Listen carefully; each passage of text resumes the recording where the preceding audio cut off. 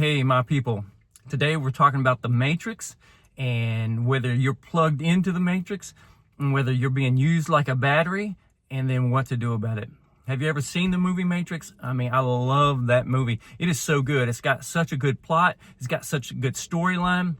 There's a lot of good things behind that movie, and I just want to talk to you about it.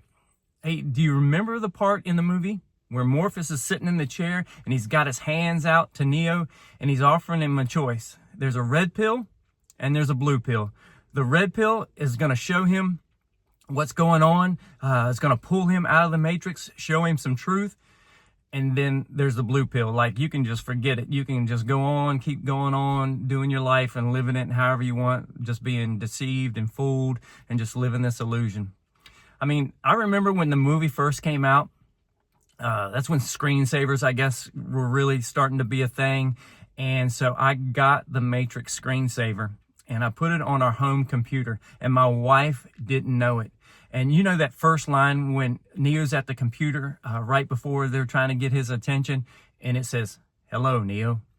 Well, ours said, "Hello, Carrie," and that's my wife's name. And it says, "You're in the Matrix.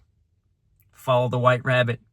And that really freaked her out. I mean, she got weirded out about it. She thought, it was a conspiracy, that somebody was watching her. They knew where she was. They were coming to get her.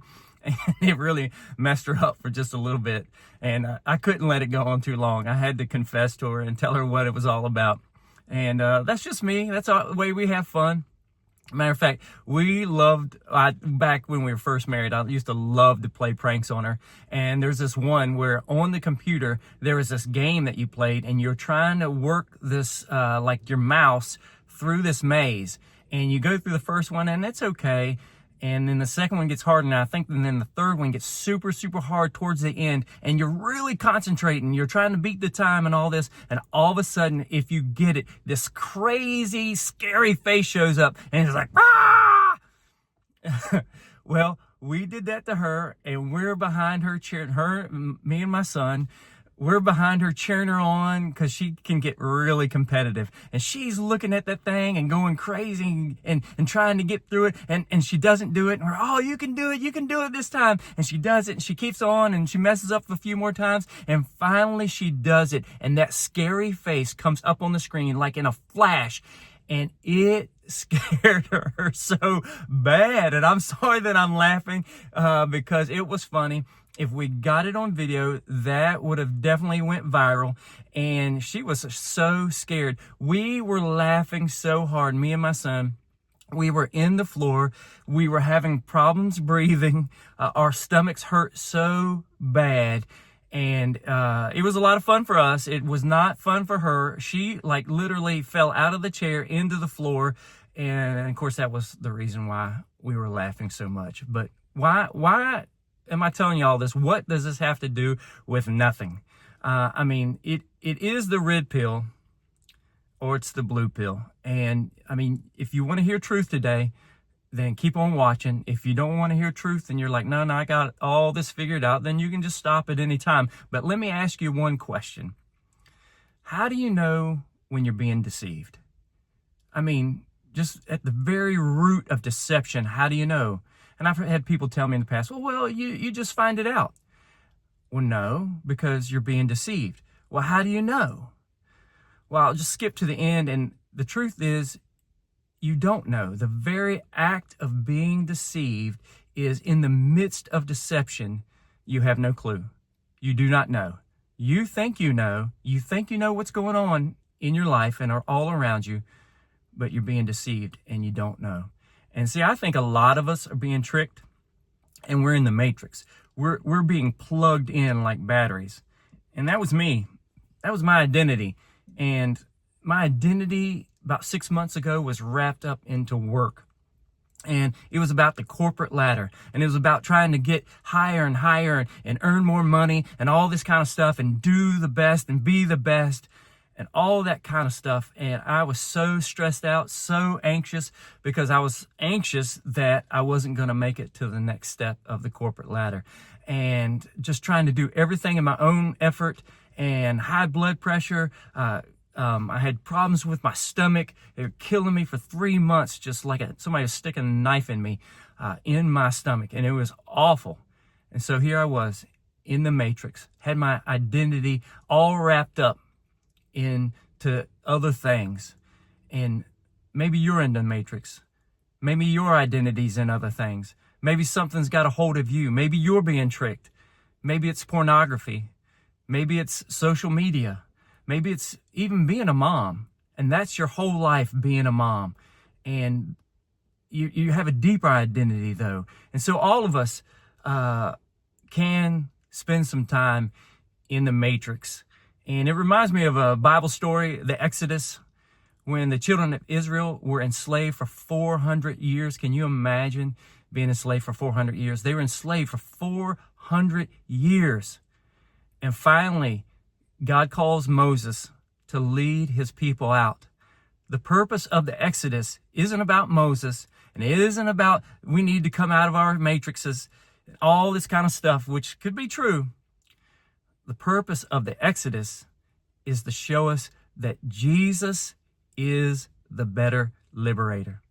Jesus is the liberator. He is the greater Moses, and he wants to free you. He wants to free you from those things. He wants to free you from pornography. He wants to free you from just finding your life only in being a mom, or only being an employee, or only being a dad, or only being those things, or being a coach, or whatever you've put all your life into.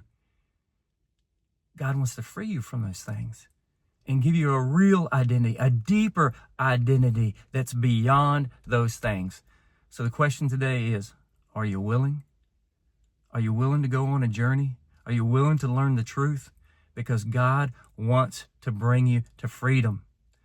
I believe 2026 is the year of awakenings. I don't know. I'm just saying, I've just talked to a lot of people, and a lot of people are starting to think, wow, there has to be more to life than what I'm living. There has to be more to life than work. There has to be more to life than the daily grind, day in, day out, doing the same old things all the time. There has to be more to life. And I'm telling you, the truth of the matter is, there is more to life. There is more to life. There is an identity that is deeper, that is going to set you free, give you a vision for 2026. And I want you to start you on that journey. I want to help you. But I want to give you one caution, though. A caution while you're on your journey. There's a story in 1 Kings 19:7 where Elijah is running from Ahaz the king and Jezebel the queen, and they want to kill him because he was on Mount Carmel and he was successful. You can go and read that story. It's a crazy good story. It's almost like Sunday morning football. It is crazy good. So he's successful. God does this miracle through him, and he's running. He's on the run, and God has him out in the wilderness, and he falls asleep, and he wakes up, and right next to him is bread and water. And an angel says to him, wake up and eat, because if you don't eat, the journey's too long and you're not going to make it. See, that story there again is not about bread and water. It's not about necessarily Elijah. It's about Jesus. Jesus is the bread and water. And if you don't eat up, if you don't drink, the journey's too long and you're not going to make it. And so here's what Jesus can help you do.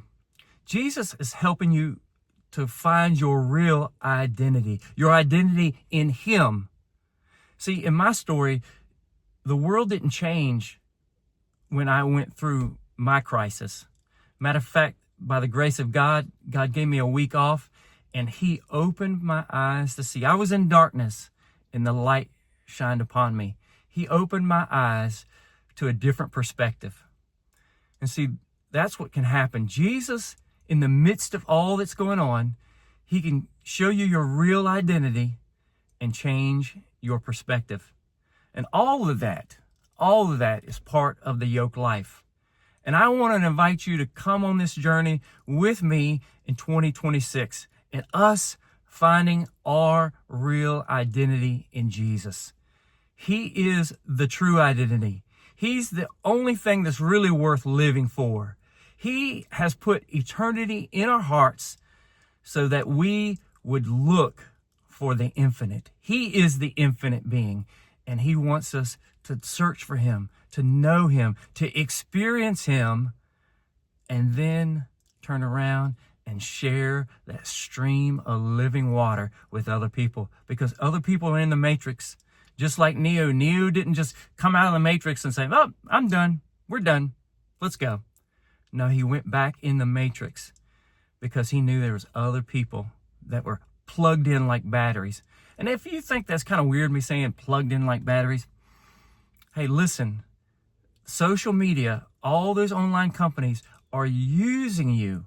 They're milking you like a cow. They're using all your time online. Why do they think they're trying to get you addicted to the dopamine of coming back and the likes and all this and that and the different notifications they send out? They want you to keep coming back because they're using you to put you in front of advertisers. I can't even say the daggone word. Advertisers. And they're selling you and selling your time to them. And but anyway, I mean, not to get too deep into that. You do with it what you want. But hey, I've got some great resources for you, like always, and I want you to use them. They're really good. The first one is a song. It's called "Made for More" by Josh Baldwin. Oh my gosh, it's got some good lyrics. They're so good. I had to write them down because I knew I wasn't gonna memorize them. And so here they go. It starts out. It goes, "I know who I am, because I know who you are. The cross of salvation was only a start. Now I am chosen, free, and forgiven. I have a future, and it's worth the living." And the chorus goes, "Because I wasn't made to be tending a grave. I was called by name, born and raised, back to life again. I was made for more."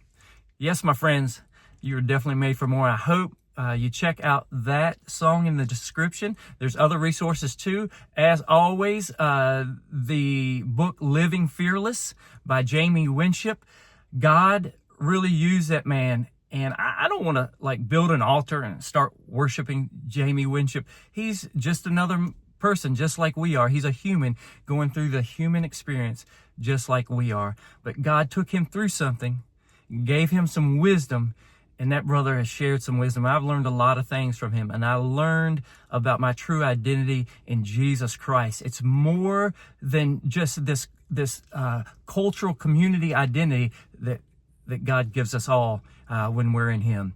It is a specific identity that God is calling you to, and there's a life that God is calling you to that he wants you to discover. It will give you purpose. It's going to give you a future, a hope, and then you're going to wake up every morning before the alarm clock because you're going to be so excited to be on this mission with Jesus. And I hope that he helps you discover that out.